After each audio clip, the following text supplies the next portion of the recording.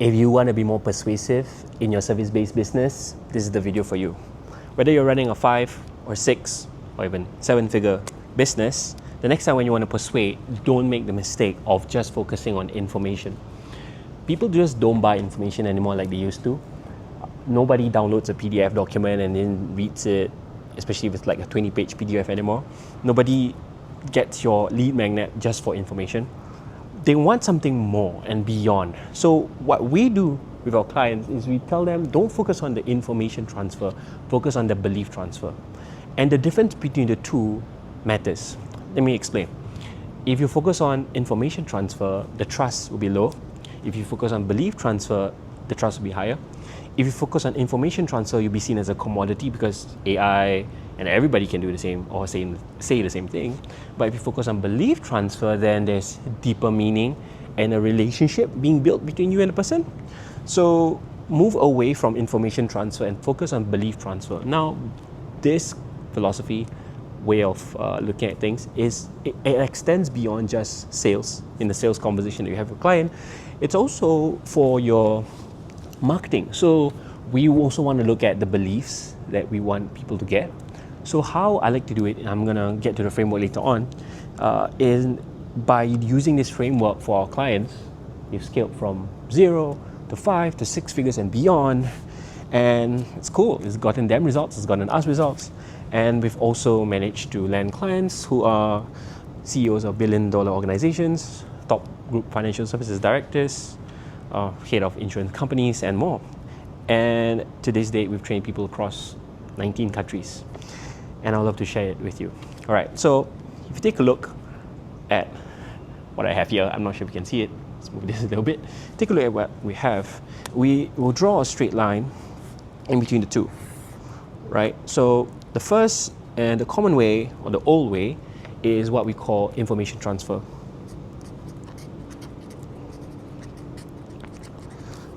And the new way is belief transfer. I'm just going to use another color for this. If you focus on information transfer, you're focusing on data. That means it's probably something that people can just Google or research at using ChatGPT. If you focus on belief transfer, you're looking at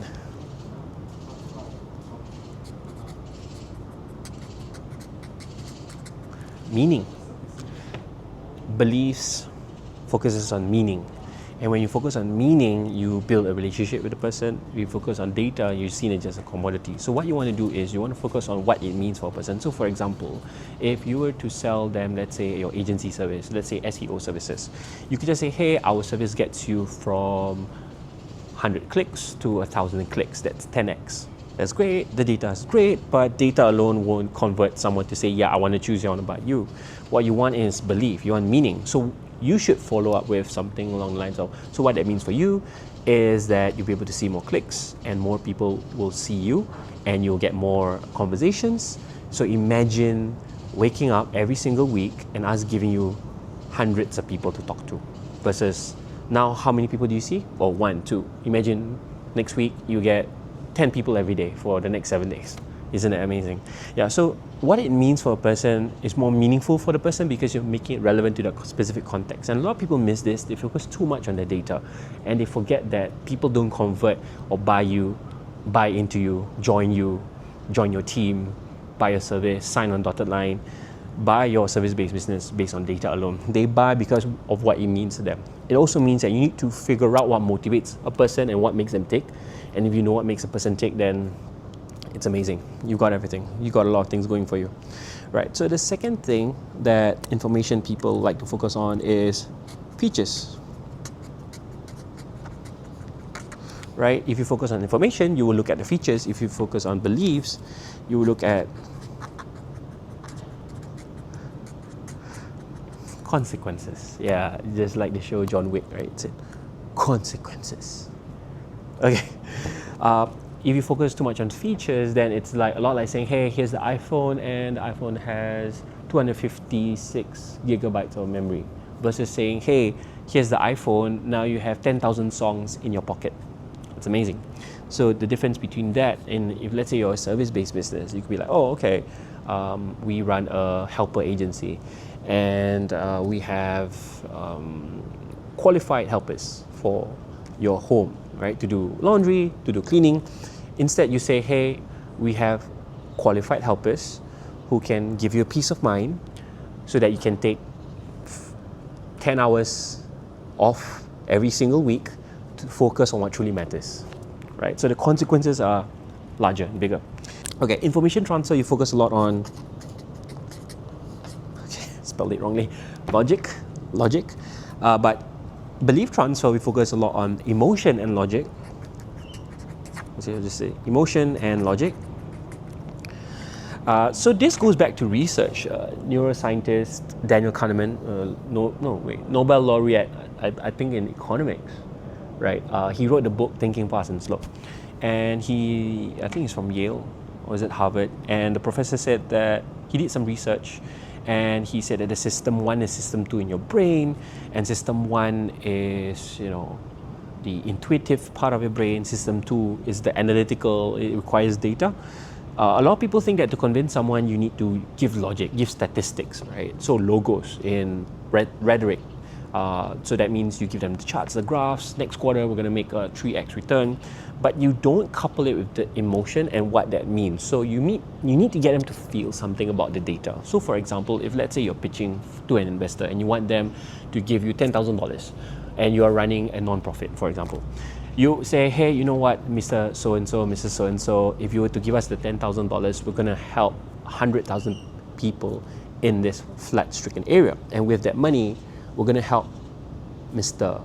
John, lack of a better term, Mr. John, who lost his wife and his whole family in a tragedy. We're going to help Sandra, who lost contact with her dog, and help us to do a search and rescue for the missing people in the family. And what that means for them is that it's a matter of life and death. Our response time will be quicker, and we'll also be able to reunite families together. Wouldn't you want to be part of that? So bringing in the emotion through storytelling is a very important skill to have. I wouldn't say it's a complex skill. It's just a skill that we need to keep working on, right? So don't just talk about logic. Also talk about the emotion behind the logic through a vehicle that is a story. And the best salespeople know how to do exactly this, right? So the next thing is if you are information focused, you focus a lot on talking. Yeah, I mean, I'm sure you've heard of those, or you've been with a salesperson that just talks and talks and talks, or you've done it yourself. I've done it for sure. It just doesn't work, right? But if you focus on belief transfer, you look a lot like framing and guiding.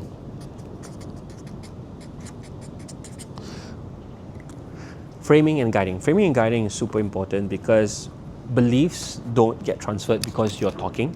Just because my mouth is moving, my tongue is wagging, and you see my teeth or lack of teeth, it doesn't mean that the person's going to believe you, right?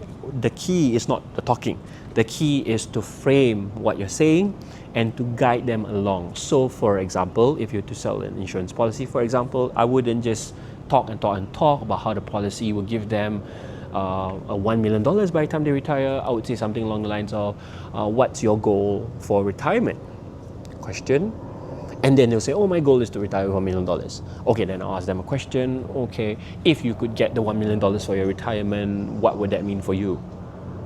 Oh, it will mean that I will be able to retire comfortably and my children can have a nice pool of money so that they can go to any university that they want, and I don't have to think about our daily necessities. Okay, cool.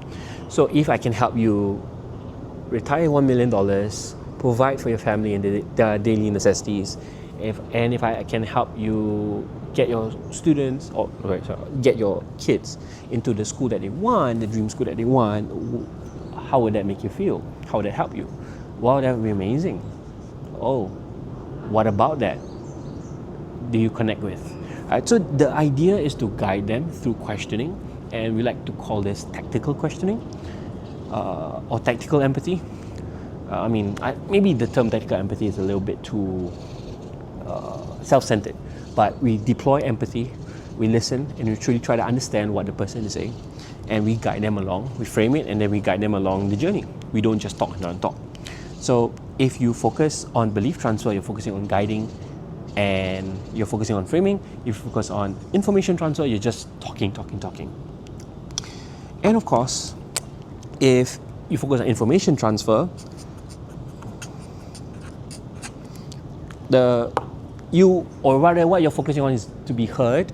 But if you focus on belief transfer, we are focusing on what they felt and what they accept, right? Because the client or the person can hear you. I can hear that your policy is better than this other company. I can hear that your agency will give me the results that I want, but I don't feel satisfied yet. I don't feel safe yet.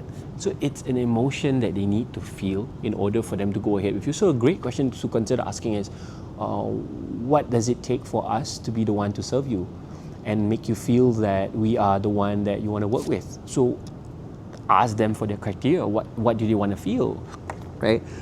And once they feel that emotion, the next question or something to consider asking is, what does it take for us to be accepted by the company, to be accepted as a vendor, as a service provider, especially if you're doing B2B deals, and if you want to, that's where the bigger game is, right? The bigger deals are for great retainers, right? You want them to accept, and there are many layers of acceptance. So you definitely need, if I was a decision maker, let's say I was HR, and you want to do the service for me, I would say, you know what, from us, it just have to fit our budget.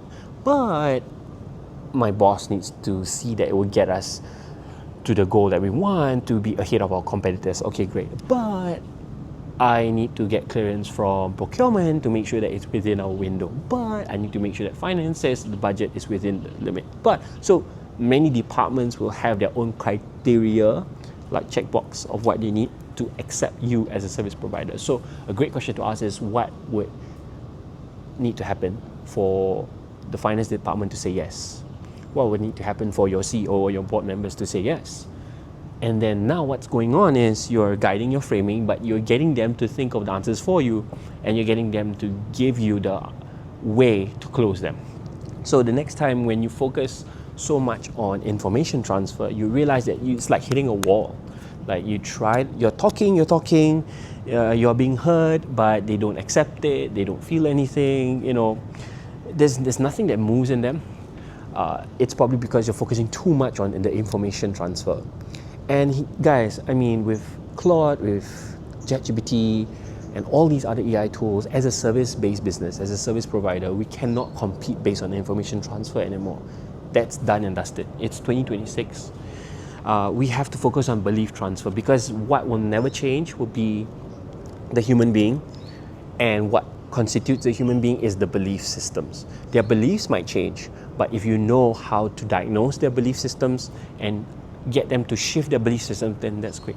Of course, moving on from just information transfer to belief transfer, another way to look at it is, what is the old belief and what is the new belief? So for example, if you go down this rabbit hole, right, of belief engineering, the old belief, in order for me to buy an SEO agency, for example, would be that they must give me assurance that they can get me eyeballs, right? What is the new belief that they need to have? So if the clients have an old belief of, assurance of eyeballs, the new belief is not just assurance and eyeballs, but assurance, eyeballs, and also reputation, right? So your job is to map this belief change. So if you draw a straight line, the old beliefs, the new beliefs, get them across to the new beliefs, right? Or this is what we call myth busting, right? There used to be a show, I think, on Discovery Channel, Mythbusters. They would say, this is a belief, and then let's bust this myth. And that's exactly what you're doing as a service provider. You are putting the beliefs out there, and you examining them, and you're trying to get them to move from their old beliefs to their new beliefs. If you're a salesperson, how this might look like is, most people think that a good financial plan is just about protection and about investment plans. But it's not just about that, it's also about legacy planning. So they need to add that other pillar inside. So this is you shifting their beliefs away from the old way of thinking to the new way of thinking.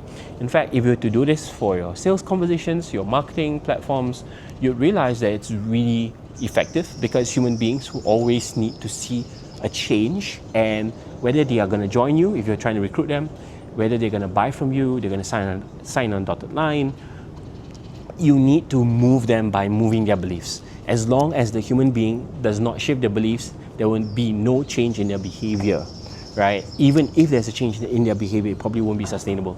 So if you want to be a better leader, even if you're in a C-suite director or a leader in an organization, you would need to move people's beliefs as well. So I hope you use this platform or this simple framework to move away from information transfer and go into belief transfer and get to the results that you want. I hope it helps. And if you need more help, there will be a link below, and the link will guide you through our Buyin growth map and our Buyin Accelerator. It's a program that we take our clients, and our clients will go through this process of mapping out the beliefs of the prospects and how to get them across so that they will choose them. So the key is to get chosen, to get their clients' results, and then of course to scale and grow beyond themselves. If you want to take a look at how we help our clients make more money, get more freedom, get more meaning, there's a link for that. If you want to figure out how do you kind of diagnose, that's also a pretty cool tool that we have for you. Just click on the link and you would check it out, and you probably would be able to dissect the information transfer offers on your table and the belief transfers. And I hope this helps. All right, see you next time.